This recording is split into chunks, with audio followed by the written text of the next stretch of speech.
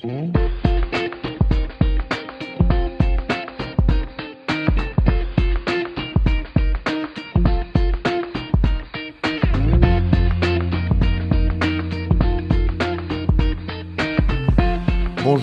donc nous allons parler des particularités de la prise en charge de la chirurgie ambulatoire en pédiatrie, et cette première partie va être dédiée à l'éligibilité pour la chirurgie ambulatoire chez l'enfant. Alors en guise d'introduction, il faut savoir que la chirurgie ambulatoire chez l'enfant ou chez l'adulte, de manière générale, c'est une priorité nationale.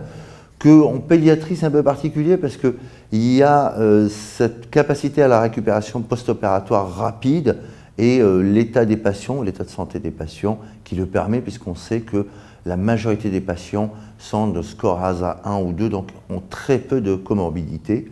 Alors il faut savoir que ça fait peur aux gens, mais il n'y a aucune raison que ça fasse peur parce qu'on va le voir, les conditions de prise en charge ont grandement évolué. Et encore une fois, les patients pédiatriques, sauf cas exceptionnels, sont des patients en très bonne santé générale. Alors, quels sont les critères d'éligibilité? Eh bien, il est admis aujourd'hui qu'on peut faire la chirurgie ambulatoire à condition que les surveillances post-opératoires ne nécessitent pas de moyens particuliers. Alors, on va voir ensuite que c'est en train vraiment d'évoluer et que cette notion de moyens de surveillance des patients, eh bien, elle devient toute relative, mais en tout cas, ça reste dans les critères généraux qu'on ne nécessite pas, ou que la surveillance post-opératoire ne nécessite pas de moyens particuliers, hospitaliers notamment. Que les enfants, ou en tout cas que les signifiants, donc les parents ou les patients ou la personne qui est en charge de l'enfant, peuvent rejoindre un hôpital ou un centre chirurgical à tout moment. Alors là, on voit bien aussi que tout est relatif, tout est relatif parce que, en fait, quand on est notamment en Île-de-France, par exemple, eh bien, il y a des centres hospitaliers un peu partout et que finalement, la distance, elle est toute relative et il faut que les parents, en tout cas les enfants et les parents, habitent à un endroit ou à proximité d'un centre hospitalier. Ensuite, que les parents puissent joindre le centre 15 dans le cas où il y aurait une complication et que, bien entendu, il y ait une information préalable sur le déroulement de la chirurgie ambulatoire, les contre-indications, éventuellement les effets secondaires qu'on va voir, et que donc toute cette information soit bien donnée et surtout bien comprise par les parents. Alors je vous juste rappelle que s'il y a un déplacement en voiture, c'est pas comme chez les adultes où il y a un conducteur et le patient. Là, c'est un enfant, donc il faut qu'il y ait un conducteur et une deuxième personne qui va surveiller l'enfant parce que s'il y a un vomissement, s'il y a une complication, c'est pas le conducteur qui va s'arrêter, se retourner avec des risques d'accident. Donc je vous rappelle que le retour à domicile, s'il se fait en voiture personnelle, c'est un conducteur et un accompagnant de cet enfant. Alors le statut ASA, encore une fois, c'est tous les patients qui sont ASA 1, 2 sont éligibles à cette chirurgie et je vous rappelle qu'ils représentent 90% des patients. Et puis on a les patients ASA 3, quand ils ont une pathologie stable, à ce moment-là, on peut avoir recours à la chirurgie ambulatoire. Alors l'âge de l'enfant en pédiatrie est très important parce qu'on a la notion de prématurité et cette prématurité, elle est très importante puisqu'on sait, à travers cette étude notamment, que jusqu'à 60 semaines d'âge corrigé, l'âge corrigé, je vous rappelle, c'est l'âge gestationnel plus les âges de vie, c'est calculé en semaines, et jusqu'à 60 semaines d'âge corrigé chez les enfants qui sont prématurés, eh bien, on considère qu'il y a un risque trop important d'apnée post-opératoire et l'ambulatoire est contre-indiqué. Chez les enfants qui ne sont pas prématurés, à ce moment-là, on peut se permettre de descendre. Et je vous donne un exemple, par exemple à Robert Debré, où on fait de la chirurgie thoracique pour séquestre pulmonaire. On fait des enfants qui ont un âge de 3 mois quand ils ne sont pas prématurés. Donc vous voyez qu'on a évolué un peu dans cette notion. Mais cette notion de 60 semaines d'âge corrigé chez les prématurés, elle reste invariable, il faut la respecter, pas d'ambulatoire chez ces patients du fait du risque d'apnée post-opératoire. Et d'ailleurs, on a un algorithme ici qui vous permet de voir quelles sont les durées de surveillance de ces patients en fonction de l'âge corrigé. Soit il est inférieur à 46 semaines, soit il est entre 46 et 60 semaines d'âge corrigé en fonction de l'état du patient. Donc vous voyez que cet âge est très très important. Alors on a ensuite les contre-indications chirurgicales.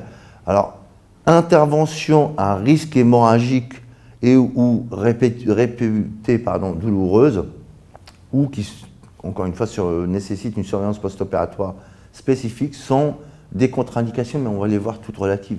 La douleur, on a fait beaucoup de progrès dans le traitement de la douleur.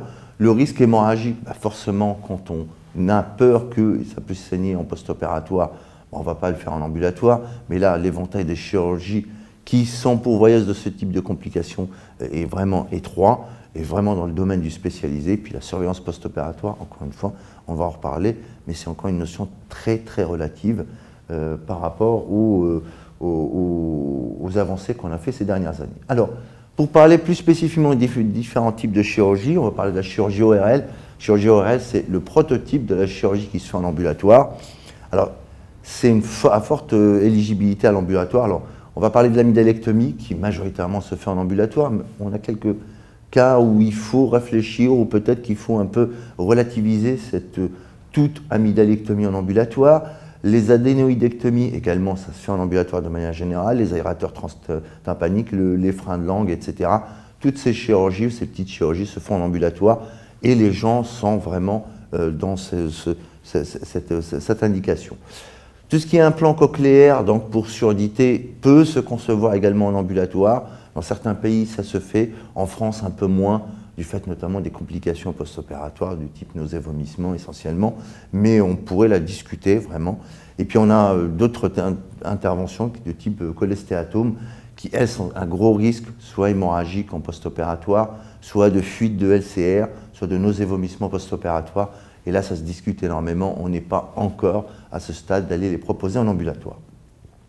Alors, juste un petit focus sur l'amygdale. L'amygdale, je vous rappelle qu'aujourd'hui, la principale indication, c'est le syndrome d'apnée obstructive du sommeil. Et cette pathologie représente 80% des indications des amygdalectomies. Et puis les 20% qui restent, c'est essentiellement des amygdalites, soit aiguës, soit chroniques ou répétitives. Et puis quand on a des suspicions de pathologie maligne, c'est également des indications, mais elles restent vraiment marginales, et du domaine des centres spécialisés. Donc on ne va pas en parler, mais le syndrome d'apnée obstructive du sommeil est très important. Alors très important, surtout qu'il est pourvoyeur de risques respiratoires en post-opératoire. Je vous rappelle que la deuxième complication, c'est l'hémorragie, mais là aussi, il faut la relativiser, elle est de plus en plus rare, et elle va le devenir encore plus avec les développements des techniques notamment chirurgicales par radiofréquence. Le problème de ce syndrome d'apnée obstructive du sommeil, c'est qu'en post-opératoire, les patients vont ou sont à risque de faire des décompensations respiratoires post-opératoires, et donc ça nécessite un tri des patients les plus graves. Alors pour faire ce tri, logiquement, il faudrait faire une polysomnographie qui, elle, va donner la gravité du syndrome d'apnée obstructive du sommeil, sauf que malheureusement, même dans les pays les plus développés, on n'a pas le moyen de faire des polysomnographies à tout le monde. Donc on se base sur un certain nombre de critères que je vais vous donner, et ces critères sont très importants à connaître. C'est pour pouvoir faire cette chirurgie en ambulatoire, l'âge des patients doit être supérieur à 3 ans, ASA 1, 2, qu'il n'y ait pas de comorbidité, on va les décrire, ces comorbidités, qu'on n'ait pas bien entendu des anomalies de l'hémostase, qu'il n'y ait pas eu de désaturation périopératoire et qu'on ne juge pas que le syndrome d'apnée obstructive du sommeil soit sévère. Si vous avez ces critères, eh bien vous pouvez passer les patients en ambulatoire. Par contre, c'est l'un de ces critères de gravité présent, vous évitez de faire passer ces patients en ambulatoire, il vaut mieux les garder, ils sont à risque de faire des décompensations post-opératoires. Les comorbidités, eh ben, je vous les mets sur cette diapositive. Les malformations crânio-faciales, les maladies neuromusculaires, les signes d'insuffisance cardiaque droite, etc. Vous les avez sur cette diapositive. C'est celles qui font majorer tout risque cardiaque ou surtout respiratoire. Alors, pour pouvoir s'aider, certaines personnes ont essayé de travailler sur des petits questionnaires. Vous avez ce questionnaire-là qui est en anglais, mais enfin il est traductible en français. Et vous voyez qu'à travers ces questions, eh bien, on peut déterminer s'il y a un surrisque respiratoire. Il s'agit de 5 questions que vous posez, et puis à chaque fois que vous augmentez le nombre de questions, le risque va augmenter, et ça vous permet de juger de manière assez simple en consultation, ça ne prend pas beaucoup de temps, du risque respiratoire post-opératoire, aussi bien pour l'amygdalectomie que pour les patients qui n'ont pas de syndrome d'apnée obstructive du sommeil, qui ne vont pas aller faire une amygdalectomie. Alors, deuxième chose importante, les enfants enrhumés. Ça aussi, c'est un gros problème, parce que en période hivernale, vous avez des enfants qui font 5 à 6 épisodes d'infection des voies aériennes supérieures. Je vous rappelle que c'est également un facteur de risque de complications respiratoires périopératoires à l'induction, à l'entretien, au réveil et même en salle de réveil. Et donc à ce moment-là, on se pose la question, faut-il les récuser ou non? Alors dans notre centre, on a essayé de voir un peu quelles sont les causes d'annulation des patients en ambulatoire. Et sur les 2000 patients qu'on a étudiés, eh bien, vous voyez qu'en gros, il y en a 13%, c'est bien ça, qui vont être annulés du fait d'une infection des voies aériennes supérieures. Donc, c'est surtout pendant les périodes d'épidémie hivernale. Mais en tout cas, on se pose la question, faut-il ou non les annuler? Et bien entendu, l'ambulatoire, ça va être un peu particulier parce que vous allez l'endormir, l'enfant, avec un risque de complication. Je vous rappelle que si vous avez une complication, la sortie du patient va être retardée, voire complètement annulée, d'un facteur d'échec de la chirurgie ambulatoire. Donc, bien réfléchir à la chose. Alors, je vous donne cet algorithme qui est là pour vous guider, faut-il ou non annuler. Il va dépendre du caractère urgent ou non de la chirurgie. Dans le cas de dynamidélectomie, c'est peut-être pas urgent. Les cas où c'est urgent sont rares. En fonction de la gravité de l'infection de la voie aérienne supérieure, soit vous avez une petite toux sèche, une rhinorrhée claire, et à ce moment-là, vous vous dites que vous pouvez faire l'intervention, soit vous avez des signes vraiment qui témoignent de la sévérité de la pathologie, qui sont des rhinorrhées plus virulentes, une toux productive, etc. À ce moment-là, vous reportez de 2 semaines. Et entre les deux, c'est toujours entre les deux qu'on se trouve, et un certain nombre de critères vont vous faire basculer la chose entre annuler ou pas annuler le patient. Il est important d'appliquer cet algorithme qui, globalement, sur l'ensemble des centres français, on a fait une étude dans ce sens-là, sont assez homogènes et donc vous permettent de dire je l'annule pas, parce que c'est important pour l'organisation générale du service et surtout le bien-être du patient. Alors, quand on a un enfant enrhumé et qu'on décide de l'anesthésier, vous avez un certain nombre de choses à faire, ou en tout cas de certains éléments de sécurité que vous allez mettre en place, sans tirer d'une personne qui est expérimentée. La prémédication salbutamol ou alpha-2 agonistes. On évite l'intubation trachéale autant que possible. L'induction au propofol, donc les inductions intraveineuses sont préférables aux inductions inhalatoires. On évite le desflurane, bien entendu. On peut donner soit un bolus de propofol ou de lidocaïne en fin d'intervention. Ça permet d'extuber le patient, en tout cas de retrait du dispositif de contrôle des voies aériennes de manière un peu plus soft et en diminuant le risque de complications. Donc vous avez toutes ces mesures qui sont très très connues, mais je vous les rappelle. On a fini avec l'ORL de manière générale, on va à la chirurgie viscérale. Alors, la chirurgie viscérale, c'est essentiellement la hernie inguinale, c'est le prototype. Or, prématuré, encore une fois, la hernie inguinale chez l'enfant non prématuré, ça se fait en ambulatoire. Les appendicectomies simples également. Et puis on a d'autres chirurgies, mais là, ça s'intègre un peu plus, soit dans un contexte de maladie générale inflammatoire, comme les maladies inflammatoires du côlon, ou alors un contexte malformatif, et à ce moment-là, on discute un peu la chose. S'ils sont de conditions générales qui est bonne, on peut se dire on les fait en chirurgie ambulatoire, autrement, ça, il ne faut pas hésiter à les hospitaliser.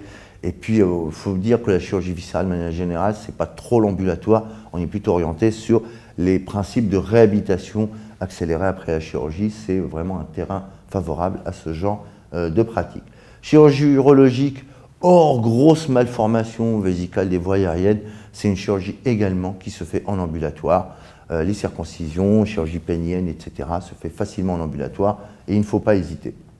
Et enfin, la chirurgie orthopédique, en tout cas de manière générale, hors pathologie particulière du type la scoliose ou certaines malformations, ou alors les pathologies néonatales qui aboutissent à des paralysies cérébrales. En règle générale, c'est des pathologies qui sont vraiment en ambulatoire. On n'est même plus en ambulatoire, on est sur des reconvocations, c'est-à-dire on ne les fait pas en urgence, on demande aux parents de rentrer à la maison et ensuite les parents vont revenir dans un contexte un peu plus programmé. Donc là, on a vraiment dépassé le stade ambulatoire, c'est essentiellement de l'urgence qui est un peu reprogrammée. Voilà, c'est l'éventail des différentes chirurgies. Alors, je vous rappelle en guise de conclusion qu'il ne faut pas avoir peur, il faut surtout respecter les règles. Les règles, c'est l'âge, et encore une fois, c'est très important de se fier à ces règles. Il faut connaître également ses limites parce que c'est très important. On vous en voudra jamais de dire je ne sais pas faire, je ne peux pas faire. Voilà, il y a possibilité de s'entraîner, mais vraiment connaître ses limites, c'est très très important. On ne fait pas la chirurgie ambulatoire forcée, c'est une organisation, c'est une mise en place de quelque chose, donc on peut progresser tranquillement. C'est une question d'organisation, encore une fois, et de concertation entre toutes les équipes, les anesthésistes, les chirurgiens, le bloc opératoire, les pédiatres s'il y en a. Donc c'est une discussion multidisciplinaire, je peux faire ou je ne peux pas faire. Et puis, encore une fois, on a de plus en plus d'extensions des indications. Je vous parlais par exemple des séquestres pulmonaires à partir de l'âge de 3 mois de vie qu'on fait, nous, dans notre centre. C'est de la chirurgie thoracique et pourtant, on l'a fait en ambulatoire. Donc on a toutes ces extensions et je pense que dans la deuxième partie, on pourra vraiment voir le potentiel des technologies nouvelles pour nous aider justement à enlever certaines barrières qui sont littéralement liées à la surveillance post-opératoire. Je vous remercie.